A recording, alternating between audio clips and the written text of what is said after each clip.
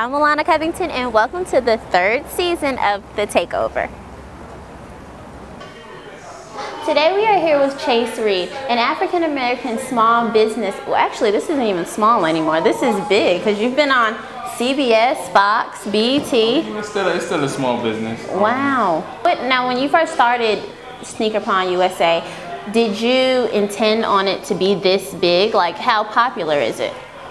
Well, when we first started, I'll probably say like when we first had the store, honestly, we had the store for probably a year and a couple months. Okay. And we just opened about 6 to 8 weeks ago and had our grand opening about 3 weeks ago. So at first, when we had it a year ago, it was like, all right, well, we're gonna do something easy, just open a regular sneaker store. And like we saw that the sneaker game was sort of dying down, so that's when we came up with the idea for a sneaker pawn with me and my father. And like after that, certain people didn't really see the vision. They're like, well, why would you open up a sneaker pawn shop? Like, certain people didn't see that idea and the vision. And then like, of course, the public didn't even know about it yet. So, right. But when it definitely, when we definitely opened up the store, and when we got all the news and we had a great reaction. So, this is the first sneaker pawn shop in the world. So I guess. Wow. It was something good. Now, when you say pawn shop, now that means people are bringing in sneakers. To pawn. They already wore the sneakers, so used sneakers. No, when some people come in, some people come in and they have brand new sneakers that they pawn. For the most part, right now we're only taking brand new sneakers. Okay. So the pawns, of course, are brand new sneakers, and you have basically how the pawn works is you have 90 days to get your sneaker, and you just pay a $20 storage fee. This is really distracting me. Like, what are you doing right here? All right. Well, right now I'm working on the sneaker. This is actually my sneaker. Oh. I like to test on my sneakers before I customize other people's sneakers. So right now I'm customizing a sneaker. So right now I dyed the tongue black. And right now I'm just working on dyeing the bottom. And then after that I'm gonna do a nice paint job so it can look smooth and sleek.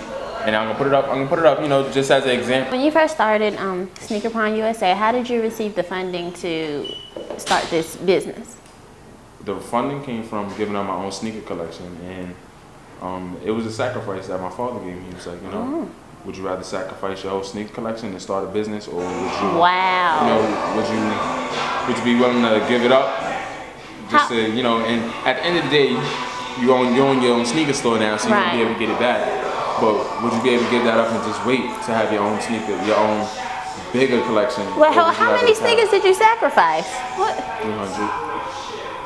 You had 300 pairs of sneakers? Yeah, and I probably paid 300 pairs of sneakers. Some sneakers I paid like 250. Some sneakers was like 180. So you sacrificed all your sneakers to start this business? Yeah. Wow. And you had over. So that was like $30,000. Wow.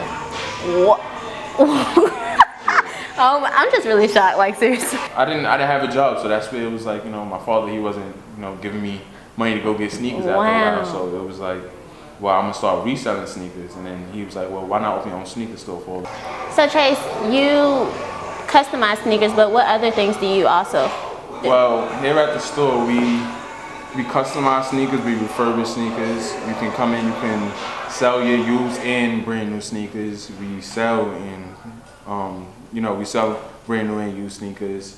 You can come here, you can get sneaker belts. We have sneaker keychains, sneaker insoles, sneaker, it's an endless thing. Like, we have hats for sneakers, we have shirts. Hats for sneakers? Yeah, we have clothes and everything for sneakers. Stuff to match, when you want to have a nice outfit, you want a hat or a keychain or a belt with all the sneakers on it. And so we customize, and that's all custom-made stuff. Definitely a family business. Like, does your mom play a role in this? Well, my mom is my momager. So my mom is my manager. She's basically, she thinks she controls everything. So, but yeah, and then I have my sister. She's about to open her upstairs to this. So it's like, it's basically a family business. We want to get like the whole family involved and definitely go off and have other generations continue to, so they can go out and franchise the business. They can go out and move the business to other places, take it to new levels. Be very, very big. Now, do you plan on going off to college? Of course. Oh, you do? Yes. Right now, I'm just, working on school right now and trying to, bring up my grades and definitely like go off to college and finish college. You have any specific colleges in mind? The college I really want to go to is Howard right now. Okay. I like Howard. And honestly, I don't really like heat, so I'll probably say Howard or but. No, I want to go to Los Angeles. We thinking about opening a store out there, so it would be even better if I could just go to college and then. Oh my goodness, that's a good idea. Yes, expanding is always great. Probably a college in Atlanta or North Carolina. Yeah, I think you should, A&T, North Carolina A&T. You should look at make sure you check it out. Okay, so let's take a look at the store. Well, right here we have, honestly, the whole wall is like, it's a mix now. Before we had, some of the used stuff off to the side, but now, like, we have a full wall. So we have, right here, we have some of the kids' shoes. We have a couple kids' sizes, and then a few at the bottom. And then from here on, these are all men's shoes. So you have, the KD section. You have KDs right here. You have, so you have a couple, Air Force Ones, SBs in one section. So this is Bless. He basically helps out the customers. He runs the store for us. He's a manager here.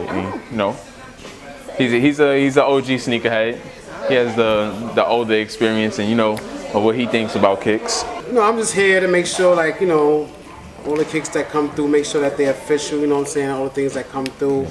Chase is at school during the daytime, so you need somebody to run the store, you know what I'm saying? And then after school, him and his friends, they come and help out. But what we usually do here, even though I'm an OG, we still have like a little voting system that we do. Right. Because, even though that I know a lot about sneakers, I might not like the shoe, so I might be biased towards the shoe, which is a shoe that they might like, like a SB, which I don't really like the SB because it reminds me of a Jordan 1. I'm not a fan of those. So, but they might see a Jordan 1 or SB and be like, oh, plus we need that shoe, But it's a difference, you know what I'm saying? So we have like a little voting system, so we'll hold it up, and then we let Chase look at it, I look at it, Troy look at it, the girl Didi that work here. We all go over the shoes, and get everybody's opinion. And then we see if we need the shoe that bad. My name is Jules the director. Now, what do you do here? Me, I'm kind of the everything guy here at Sneaker Pawn. I work with the inventory, work with the register, just a little bit of everything. So Chase is trying to expand to out of the country, different states, not only New York. He's talking about going in everywhere. So where do you see this going in the near future? I give it 2 years, 2 to 5 years. I would actually probably look a little sooner than that. Wow. But the future for Sneaker Pawn, I think the flagship store is going to be very prosperous. Yeah. And then once we get the footprint of how the flagship is going to run, I could see us franchising, going to other states, going in the South, Atlanta, Carolinas, going west to Los Angeles. Been here roughly about going on a month, I would say. Yeah. So I got a few projects that I'm working on. This is one of them. We're gonna do an Easter theme, like I said, on these. We also do the restoring. We also do the restoring of the soles. So when they get like really So this is the before yellow, and this is the after. This is the before and this is the after, like he said. So they get really yellow, so we bring them back to that icy look, fresh out the store.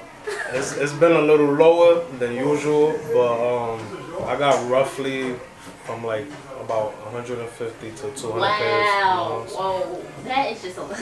Yeah, my mom is actually pretty upset with me because I'll be having to take some sneakers over to her house to keep them over there. So. So I'm gonna have my clothing line soon in here. We're gonna have our own store clothing line, and we definitely want to expand and do bigger things with the store, and definitely branch out and go to other states, even other countries. Oh, wow.